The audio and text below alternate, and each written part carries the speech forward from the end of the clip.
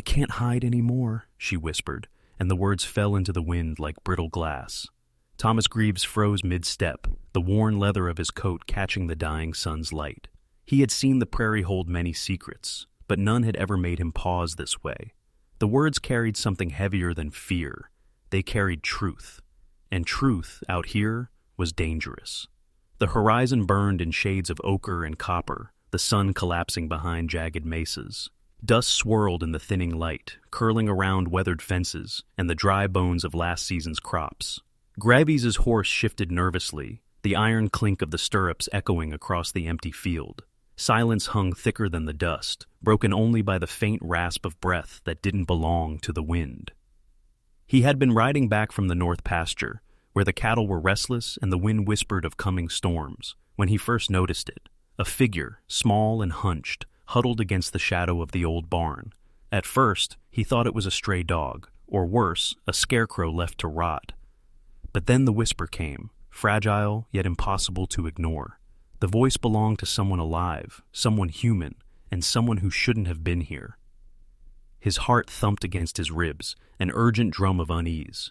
Greaves had been a rancher all his life, a man accustomed to harsh sun, harsher winters, and men who didn't ask questions. But this was different.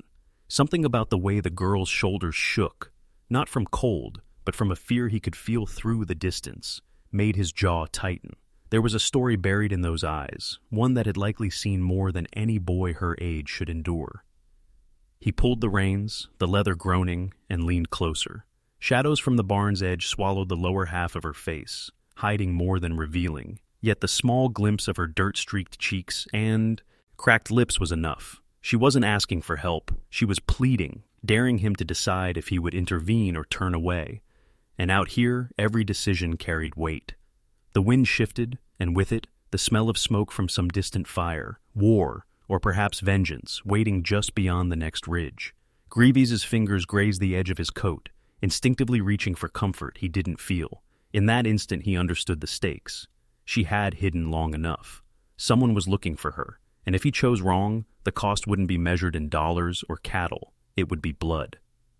The prairie waited, vast and unblinking, as he took the first deliberate step toward her.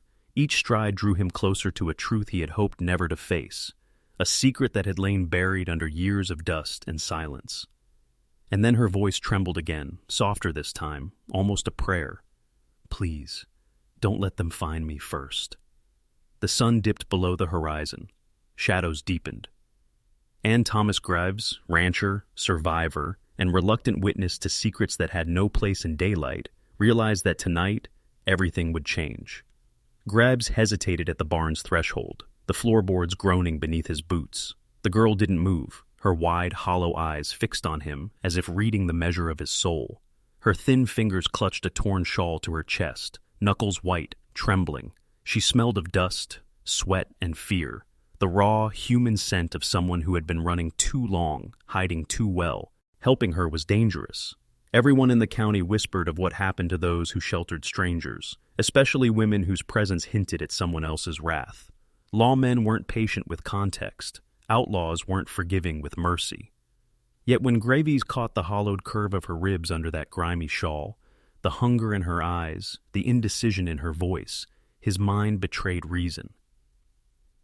"You shouldn't be out here," he said softly, his voice rough with caution. "Why'd you come?" She shook her head, tears carving clean lines through the grime. "I can't. They'll—" "Shh," he murmured, lifting a hand. "No one will find you here. Not tonight, not while I'm standing." It was a choice that would follow him for the rest of his life. To leave her meant a safer path. No trouble, no enemies, no blood, but it was a coward's path. He knew that now, as his heart beat faster, as the ache in his chest demanded action. His conscience refused the simple, easy way. He knelt, lowering himself to her level, letting the small warmth of his presence bridge the chasm of fear between them.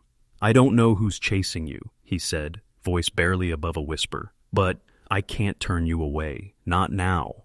Her lips trembled in the faintest whisper of a thank you, but relief did not soften the lines of danger etched into the evening. Someone would come looking. They always did. Someone with anger, with guns, with law, or worse. and they would not leave without taking what was theirs. Greaves motioned toward the barn's loft. "You'll be safe there, but you need to stay quiet." "Do exactly as I say," she nodded, hesitant, trusting, fragile. For a moment, the world outside ceased to exist. The wind, the dry grass, the distant fire smell of threat. It all fell behind the thin walls of the barn. And in that silence, he made a promise, unspoken but irrevocable. She would not be left alone. Not while he breathed, not while he had hands to shield her. Yet the choice weighed like a stone. Every creak of the barn, every distant echo on the prairie, reminded him of consequences he could not yet see. By helping her, he invited danger into the carefully measured life he had built, risking blood on the wooden floors, vengeance in the shadows. But even as the rational part of him screamed to walk away, the human part, the part that understood desperation, fear, and the innocence stolen too soon, would not let him. As the first stars pricked the twilight sky, he guided her to the loft, wrapping an old coat around her shoulders. Each step was deliberate, a promise stitched into the night. Outside, the prairie seemed to hold its breath, waiting to see if courage, or foolishness, would define this night. Greaves didn't look back, not yet, but the faintest rustle in the grass told him it wouldn't be long before someone came calling, and when they did, the moral choice he had made would demand a reckoning. The night deepened, and the prairie transformed into a black ocean, wind whispering over tall grasses like ghostly fingers tracing old scars. From the loft, Greaves could hear the faint creak of the barn door as it strained against the chill. His ears picked up a low hum, the distant rhythm of hooves on hardened dirt, too steady to belong to deer, too deliberate to be random. He crouched by the loft ladder, heart thudding, eyes straining in the darkness. The girl clutched his coat, small hands trembling. "They're coming," she whispered, barely audible over the wind. He didn't answer. He didn't need to. Every rancher, every man who had survived long stretches on this unforgiving land knew the sound of pursuit. Someone was coming for her, or for him, maybe both. Outside, the shadows shifted. Figures emerged, tall, silent, and purposeful. A dozen, or more, men, faces hidden beneath wide hats, coats flapping against the night. They moved like predators, eyes scanning, voices low and dangerous. "Bear Graves," one called, voice rough and carrying authority. "We know you've been hiding her. Step aside, or the law takes care of it." Graves' throat tightened. Lawmen or vigilantes? The distinction didn't matter. They were armed, determined, and blind to context. He glanced at the girl, now pale in the loft's dim light, and saw the terror in her eyes mirrored in his own. Each second stretched impossibly long, the tension pressing down like the weight of the entire prairie. He gripped the ladder's edge, feeling the splintered wood bite his palms. "If you come any closer," he muttered under his breath, "I won't let them take her." The words were quiet, deliberate, a challenge carved into the silence. The men paused, sensing his resolve. One stepped forward, boots crunching against gravel, hat tilted to shadow his face. "We can do this the easy way, Greaves," he said, voice low but lethal, "or the hard way." The wind shifted, carrying the smell of smoke and sweat, the prelude to chaos. Somewhere beyond the horizon, a lone wolf bayed, a haunting reminder that the prairie had its own justice. Greaves' mind raced. Fight, flee, or bluff. None promised safety. All demanded courage. He swallowed, jaw tight, and fixed his gaze on the approaching figures. Each creak of the barn, each whisper of wind, heightened the impossible choice before him. If he faltered, the girl would pay the cost. If he acted, blood could spill, law or vengeance be damned. And then, as if the prairie itself held its breath, a distant echo rose, the faint beat of hooves growing closer, answering the first rhythm he had heard. They weren't alone. Someone else was coming. Someone whose motives he could not yet measure. Greaves exhaled, the air catching in his throat. He knew one thing for certain. Tonight, every instinct, every moral choice, every ounce of courage would be tested. And when the first shot, or the first accusation, flew across the dark, there would be no turning back. The night hung heavy over the prairie, but inside the barn, a fragile stillness took root. Greaves lowered himself beside the girl in the loft, letting the shadowed warmth of his presence fill the emptiness. Her eyes, wide and unblinking, sought some anchor, some proof that she wasn't entirely alone. He offered nothing but a steady gaze, the unspoken promise of protection. a language older than words, understood by those who had endured too much silence. "You're safe, for now," he whispered, voice hushed, almost swallowed by the wind's moan outside. "But you have to trust me." She nodded, fingers brushing against his sleeve, tentative, searching. It was a gesture that spoke louder than any promise, the fragile beginning of trust, the recognition of another human willing to bear the weight of her fear. Graves felt a tightness in his chest, a reminder that courage wasn't absence of fear. It was the choice to act despite it. Minutes stretched into an eternity. Outside, the prairie murmured its warnings, distant hooves, faint rustles, the whisper of the wind against wood. Inside, the barn seemed impervious, a fragile sanctuary. In that quiet, the girl began to speak, small fragments of story spilling out like water from a cracked jug.